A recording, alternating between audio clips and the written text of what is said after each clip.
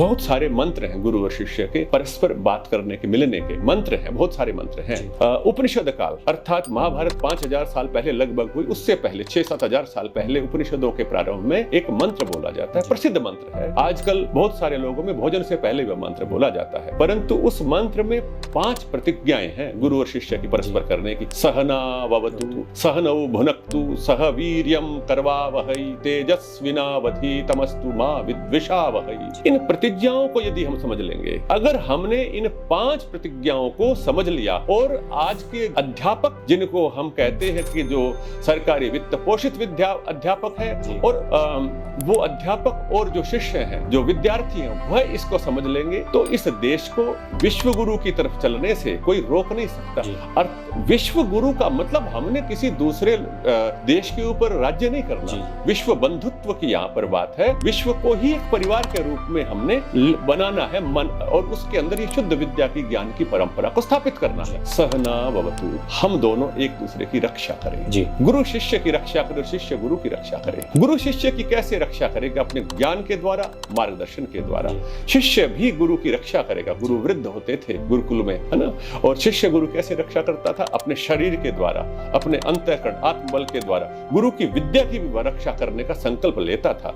दूसरा, सहनाववतु सहनौ भुनक्तु। भुनक्तु का मतलब सामान्य अर्थ है भोजन करें, हम दोनों साथ साथ भोग करें, खाएं। इसका एक गूढ़ार्थ है।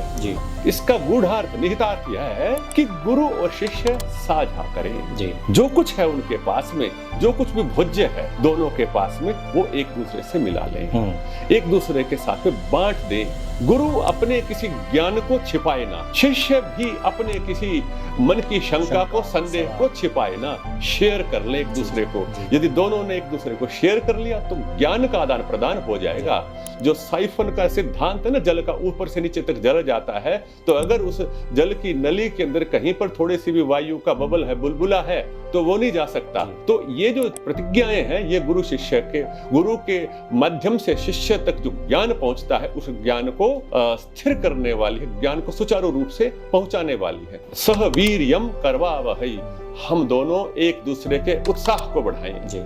गुरु जी शिष्य के उत्साह को बढ़ाएगा। शिष्य दुर्बल हो सकता है, शिष्य में न्यूनताएं हो सकती हैं, पर गुरु उसको निरंतर प्रेरित और उत्साहित करके उसको विद्या प्राप्ति के लिए तत्पर करके रखेगा। इसी प्रकार से शिष्य भी गुरु को सेवा शुश्रूषा के द्वारा उत्साहित करके रखे। गुरु की भी प्रशंसा करनी होती है, शिष्य की प्रशंसा करनी होती है। दोनों परस्पर इतने अच्छे से सुगठित रूप से जुड़े हुए हैं, इतनी बढ़िया उनकी आपस में बॉन्डिंग है कि वो एक दूसरे को उत्साहित करते हैं। जैसे क्रीड़ा के अंदर एक दूसरे को उत्साहित करते हैं, ऐसे वह विद्या परंपरा को आगे बढ़ा रहे हैं। तेजस्विनावधीतमस्तु, कहते हैं कि हमारा पढ़ा पढ़ाया जो हमने ज्ञान अर्जन किया है, दोनों प्रतिज्ञा कर रही है हम तक सीमित न रह जाए, ये प्रकाशित हो, हम संपूर्ण जगत को आलोकित कर दें। जिस शुद्ध ज्ञान की तपश्चर्या के द्वारा, खोज के द्वारा जिस शुद्ध ज्ञान को हमने ग्रहण किया है, उस ज्ञान को हम अपने तक सीमित ना रखें, अपितु सुपात्रों तक ले जाएं, जिससे संपूर्ण जगत के अंदर प्रकाश फैल जाए, ज्ञान का, विद्या का प्रकाश फैल जाए। और अंत में एक विशेष बात और है जो वर्तमान समय के लिए कितनी प्रासंगिक है, और यह बात इसलिए भी कही है क्योंकि इस बात की होने की संभावना को ऋषियों ने पहले ही जान लिया था। मां विद्विषावहै, कि हम दोनों में परस्पर द्वेष न आए। जितनी बार भी गुरु और शिष्य परस्पर बैठते हैं अध्ययन के लिए, हर बार इन 5 प्रतिज्ञाओं को दोहरा रहे होते हैं। मां विद्विषावहै, में हमारे अंदर द्वेष न आए, अर्थात आने की संभावना है। यदि दर्शनों की बात करेंगे तो जीवात्मा का तो एक लक्षण में ही द्वेष बता दिया कि कुछ चीजों से द्वेष होता है, अपने जीव को स्वाभाविक रूप से होता है। तो कहते हैं हम में जो द्वेष की संभावना वह आए ही ना।